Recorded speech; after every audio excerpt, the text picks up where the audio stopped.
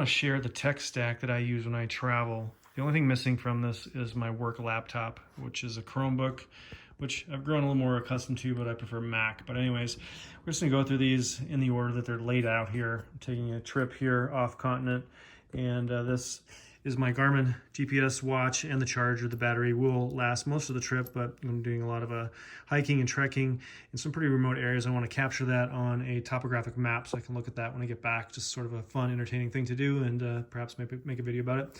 Obviously a flashlight, obviously nice to see when the hotel power goes out, which it has several times in the past, just depending where you travel. Electricity can be unreliable. Earbuds, and then in this case I'm going off continent, so I've got a couple different chargers here, one for myself and one for my travel partner. I also have a 3-prong one that I'm going to bring as well. Just I'm not 100% sure what we're going to encounter going to some very remote villages, and just don't know what their electrical code is. I've got the dorky selfie stick here to capture some of the waterfall videos we're hoping to see. Wireless keyboard. This is very thin. I've had this for probably 5 or 6 years. It's charged up and doesn't really add much in terms of bulk or weight or size. For my iPad, the iPad, I run a Dvorak keyboard because I can type faster. This isn't laid out for that, but I've got it memorized, so it's not a big issue.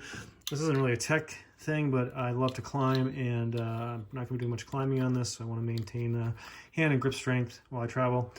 The Oura Ring, which you can see here, huge proponent of this, particularly when traveling and trying to hack and push forward some of the circadian rhythms that are going to be disrupted.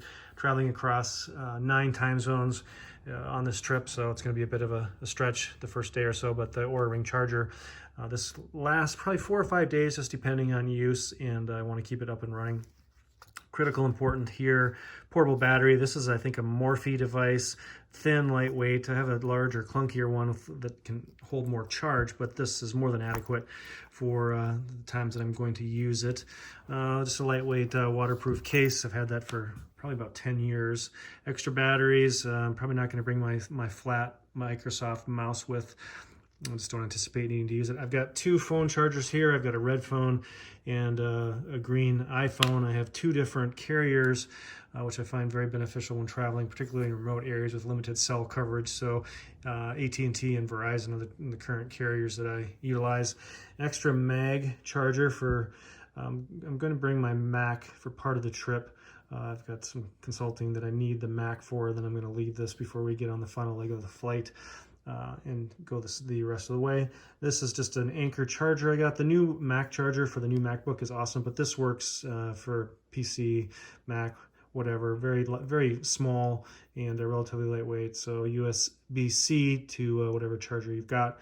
I've got the C to C here, and I've got one for the phone here as well. Probably bring 2 of these. I sometimes will inadvertently forget one, but it's nice to have a backup spare. I can use this with this, or plug this into my computer to charge my phone. I don't know if this is technically approved. I'm not sure if it's a voltage. I don't know jack about electricity, but I try not to charge my phone with this device.